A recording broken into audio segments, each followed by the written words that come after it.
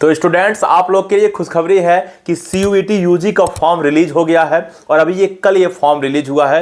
तो आज के वीडियो में जितनी भी इंपॉर्टेंट डेट्स रहने वाली है कि ये फॉर्म कब से कब तक भरा जाएगा, इसका करेक्शन विंडो कितना दिन तक ओपन रहेगा और आप पेमेंट कितना दिन तक कर सकते हो, उसके बाद फिर इसका एग्जाम कब स्टार्ट होगा, तो जितनी भी इंपॉर्टेंट डेट्स है इस पर बात होगा। उसके बाद बात होगा कि आपका फी कितना लगने वाला है सब्जेक्ट वाइज, यानी कि कितना सब्जेक्ट आप चूज कर रहे हो तो उस पर कितना पैसा लगने वाला है। हर एक कैटेगरी के बताऊंगा, जैसे जनरल के लिए, EWS के लिए, क्या बोलते हैं OBC SC ST सबके लिए बात होगा। तो चलो स्टार्ट करते हैं आज का वीडियो और जानते हैं इंपॉर्टेंट डेट्स के बारे में और फी के बारे में।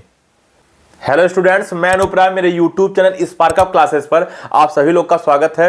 और आप लोगों से कहना यह है कि हम लोगों ने एक और नया चैनल चालू किया है स्पार्कअप स्टडी करके, जिसपे प्रिपरेशन स्टार्ट होगा नीट का, नर्सिंग का, पैरामेडिकल का। सुमन मैम पहले बायोलॉजी स्टार्ट करेंगे और वो बहुत जल्द से जल्द स्टार्ट हो जाएगा, बस स्मार्ट बोर्ड आने की देरी है। तो आप लोग उस चैनल को सब्सक्राइब कर सकते हो करके, तो आप ये चीज़ सर्च कर सकते हो और आप सब्सक्राइब करके रखिए। उसके बाद आपको लास्ट में इसका लिंक भी मिल जाएगा, आप वहाँ से भी सब्सक्राइब कर सकते हो और आपको फ्री कॉस्ट क्या बोलते हैं नीट, नर्सिंग और पैरामेडिकल के प्रिपरेशन करवाया जाएगा। पहले बायोलॉजी स्टार्ट होगा और बाद में क्या बोलते हैं मैं भी फिजिक्स लेके आऊँगा और जो मैथ्स के स्टूडेंट हैं उनके लिए मैथ्स भी लेकर आऊँगा, ठीक है।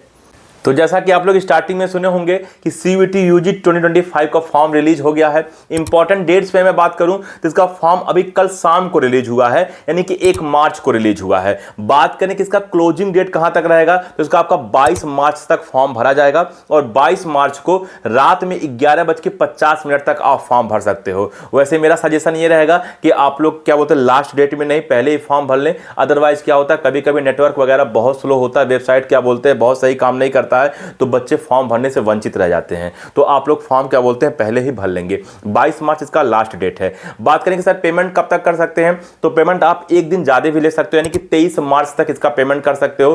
23 मार्च तक आप रात में 11:50 तक इसका पेमेंट कर सकते हो। वहीं बात करें कि सर अगर फॉर्म भरने में कुछ गलती हो गया, जैसे नाम में, माता पिता के नाम में या कुछ भी गलती हो गया, तो हम करेक्शन कब से कब तक कर सकते हैं, तो करेक्शन आप 24 मार्च से 26 मार्च तक कर सकते हो, यानी कि 24, 25, 26 3 दिन आपको करेक्शन क्या बोलते हैं विंडो आपका ओपन रहेगा, करेक्शन करने का आपको टाइम मिलेगा, आप करेक्शन कर सकते हो अगर आप कुछ गलती की हो तो। वहीं बात करें कि सर एग्जाम डेट क्या रहने वाला, कब से कब तक एग्जाम होगा, इसका एग्जाम आपका 8 मई से लगा के 1 जून तक होगा और ये भी टेंटेटिव है, यानी कि अभी इसकी संभावना व्यक्त की जा रही है कि इस क्या बोलते हैं बीच में एग्जाम होगा, ये डेट टल भी सकता है। तो आपको इंपॉर्टेंट डेट्स पता चल गया होगा कि कब से कब तक फॉर्म भरा जाएगा, इसका करेक्शन विंडो कब ओपन हो रहा है और एग्जाम होने की टेंटेटिव डेट क्या है। अब बात करें कि सर क्या बोलते हैं जो हम सब्जेक्ट लेंगे उस सब्जेक्ट के हिसाब से हमारा कितना फी लगेगा फॉर्म भरने में।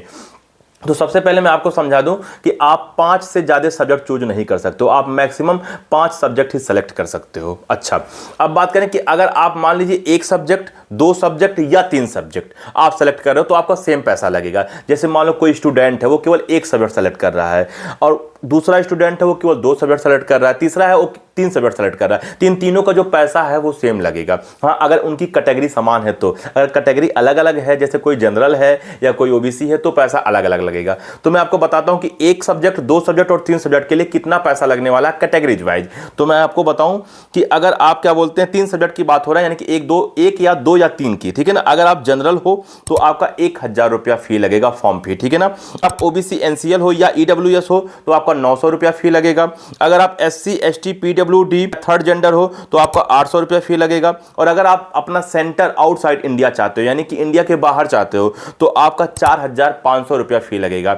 ये किसकी बात हुई, स्टूडेंट की बात हुई जो स्टूडेंट 1 सब्जेक्ट या 2 सब्जेक्ट या 3 सब्जेक्ट चूज कर रहे हैं। अच्छा, अब बात करें कि सर अगर इससे हम क्या बोलते हैं ज्यादा सब्जेक्ट चूज करना चाहते हैं तो मेरा कितना पैसा लगेगा। तो मैं आपको बता दूं 3 सब्जेक्ट तक का तो पैसा मैं आपको बता दिया, लेकिन अगर आप 1 सब्जेक्ट और एक्स्ट्रा लेना चाहते हो तो अगर आप जनरल हो तो आपका 400 रुपया लगेगा। और अगर आप 2 सब्जेक्ट लेना चाहते हो यानी कि 5 लेना चाहते हो तो आपका मतलब फिर 400 रुपया लगेगा, यानी कि पर सब्जेक्ट आपका 400 रुपया आप और ऐड कर दीजिएगा अगर आप जनरल हो तो।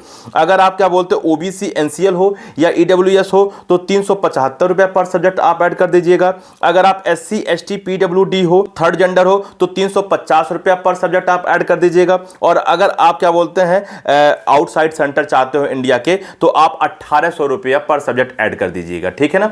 तो मैंने आपको पूरा का पूरा इंपॉर्टेंट डेट्स और फॉर्म भी बता दिया। अब बात है कि सर कौन कौन सा डॉक्यूमेंट्स लगेगा फॉर्म भरने में, तो मैंने इस पर पहले ही वीडियो बना दिया, आपको स्क्रीन पे एक वीडियो दिख रहा होगा, आप ये वाली वीडियो देख सकते हो। इसका लिंक वीडियो के लास्ट में और इस वीडियो के डिस्क्रिप्शन में दे दिया जाएगा, तो वहां के थ्रू आप जाकर देख सकते हो। अगर इसके बाद भी अगर आपको इसका लिंक नहीं मिलता है तो आप कमेंट पे हम लोगों से मांग सकते हो, इसका वीडियो हम लोग प्रोवाइड कर दिया जाएगा।